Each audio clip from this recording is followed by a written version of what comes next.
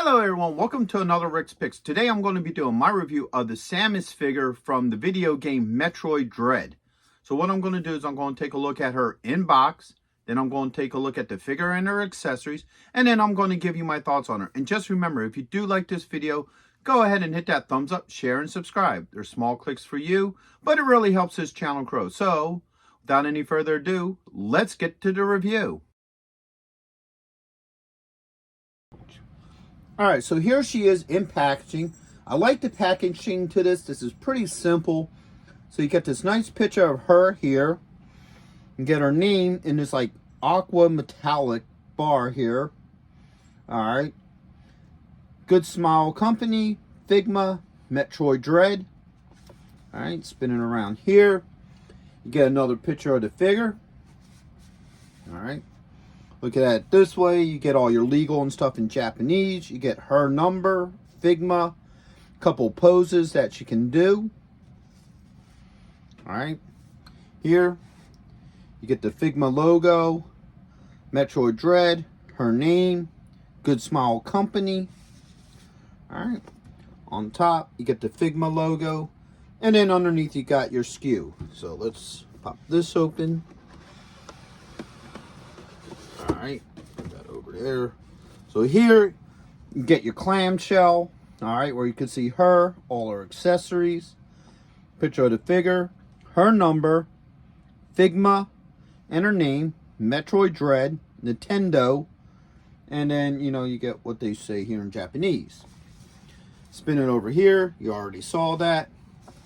Back of this is pretty much similar to the back of the other box, except it's a little bit more spread out. You got all your legal underneath.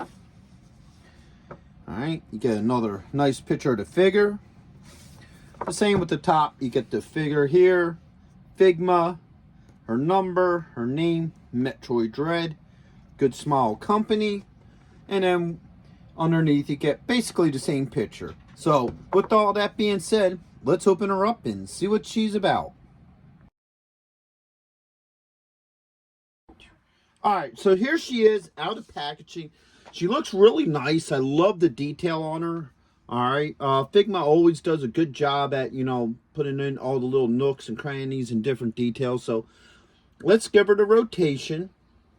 I love the color code to her blaster here. I think that looks really nice. Alright.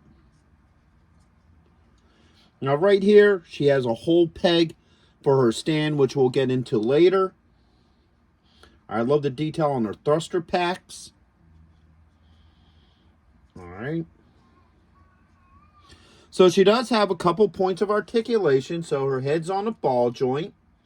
She has a shoulder joint with a swivel. Alright. She has an elbow joint. And then on this side she has a wrist joint. Okay. She has an upper dorsal joint and a lower dorsal joint. Doesn't move that much, but it is there. Alright. She has a thigh joint, a knee joint, alright, an ankle joint, and she also has a toe joint. Alright. Now, one of the neat things about this figure, and let's bring her up a little closer here, is you get these neat joints in here, alright? So when you move the ankle, this joint moves with the ankle, so it still gives it that, like, armor look. That looks really good with the figure. It doesn't give it that displaced look. You know what I'm saying? It's the same with like her shoulder here. So when you move her shoulder, the pad moves with it. Alright. Like that. So that way it makes it looks better when she moves around and stuff. So I like those extra details. Figma figures have this. I've seen a couple other, like the Joy Toy Warhammer figures have similar joints as well.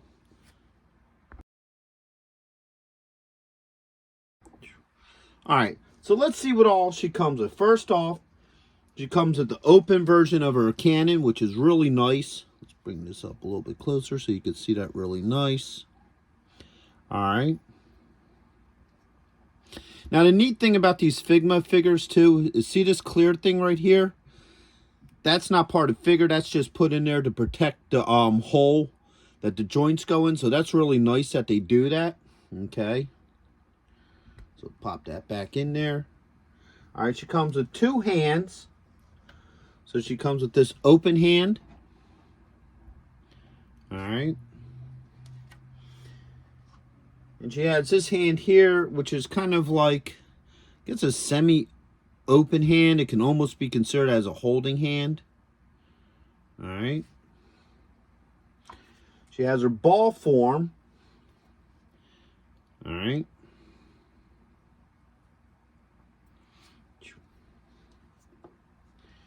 Okay. She has this form here. Now, in the game, what it is there's plates that she connects to that she goes up and down on and what have you. So that's what this is. So we're going to see how well this works with her as well. All right. She comes with a stand that comes in 3 pieces. So you have the base, all right, with 3 hole spots. So you have 3 options where to put her. Actually 4, because you have the middle as well. All right, the stand itself. All right. And then you have this piece here. Okay, which is also part of the stand is setup. You have this black thing, which to this day, I don't know what this is. I notice a lot of Figma figures come with these. I'm not exactly sure what this is. Okay. And then, you know, comes with a baggie to put all your stuff in. And that's one thing that to note about Figma figures, that if you buy a Figma figure and it doesn't come with this bag, more than likely you just bought a bootleg. Because I realize that with a lot of the legit Figma figures I pick up, they always seem to come with this little baggie here. So this black thing I'm going to just put right in there because I have no idea what this is about. All right. So first off, let's try one of the hands, okay? So I'm going to do this open hand. Pull this old peg out. All right. That came off pretty easily. All right. Let's put this hand on. All right. So as you see, this hand went on pretty well. Had no issues with it. Now there's a double ball joint, and maybe that's what that black piece is. It might be a replacement ball joint. So you get a lot more range of movement in the hands. All right. So let's do this next. I'm going to just use the center one. All right. Now this piece does come on here. All right. I don't know how much I like that. That's for swivel purposes. So you can bring that up a little bit closer. So you could have her swivel around and stuff like that on there. All right. Now, first off, before we put her on her stand, the ball here can go on it as well. Where is it? There's a little hole right here. All right. So that just pops right in there, just like that. And then you could display the ball moving however you want, you know, what have you. So that's pretty cool that you can do that. All right. So we'll put this in their hole here in the back. All right. Maybe it spins around this way.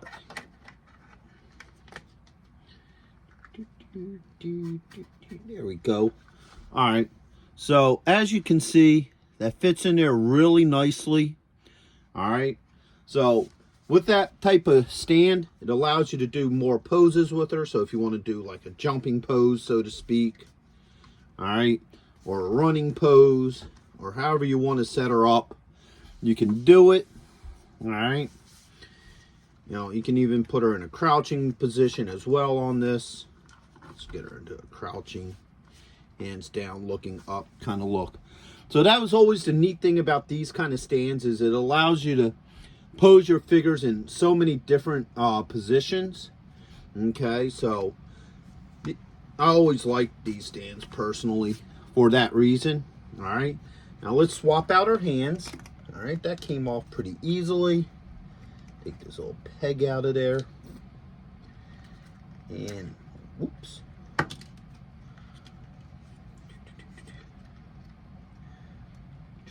All right. So bring her up a little bit closer. As you can see, that fits in there really nice. No issues with that. All right. So now she has that cannon in the open position. I think that was like her super cannon in the game, if I remember right. I beat it about, I don't know, not too long ago. But I think this is the one that she used for the robots that were like, that hunt you down in the game. I forget exactly what they're called. But it looks really nice. It's definitely a worthwhile pose. All right. So next, let's do this. All right. Let's see how well this whole setup works. So we're going to take our hand off. All right. And I guess it's this foot here. All right. So the foot popped off pretty easily. All right. So we got her in there. Get this other leg. Actually, you know what? Let's do the hand for up first.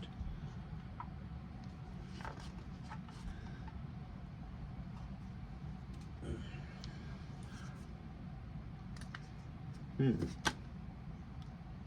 right, so it looks like this is meant to come out because that seems to be the only way this is going to work. So, grab a tool here. Oops. Here, now I know what to give you a spare. All right, so her hand fits on there. All right, and get the other leg like that. All right. So as you see, she fits it on there pretty well. All right. Now, and then you can position her however you need to be. Now, this here has a magnet, all right? So if you want to simulate the game, there you go. The magnet sticks onto a plate of metal, very easy, no issues with that. All right. So this is a neat little setup if you want to display her like on a refrigerator or something metal, or if you got like a strip like this and you want to display her like, you know, off in the background or something. I'll lift her up. The magnet works very well. All right, that's on there pretty darn good. So that is nice. I like that that's a good magnet for this. All right.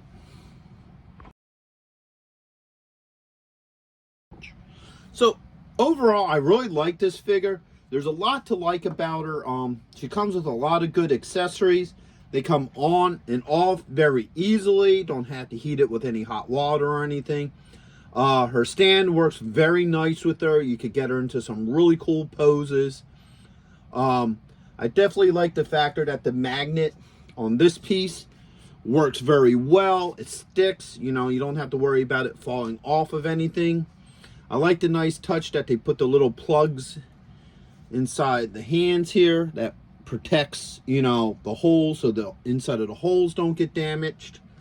And that she comes with the ball form of herself. All right. Probably the only minor pet peeves I have with this is I probably would have liked to have seen like a laser beam or something come with this that you could attach to that. Or maybe like some sort of thrust for her thrusters. But that's just minor pet peeves, you know. That's neither make or break. But overall, I would highly recommend this figure for anybody who's a Metroid fan. She's very nice looking, very well detailed. I think maybe the other thing I might have liked to have seen to come with her, and once again, these are just minor things, is maybe an alternate head to where she doesn't have the helmet on. I think that would be kind of neat. But I would highly recommend her. She's definitely a worthwhile figure. So with that being said, I hope you guys did like this review. If you did, go ahead and hit that thumbs up, share, and subscribe. They're small clicks for you, but it really helps this channel grow. So, into the next one. Late.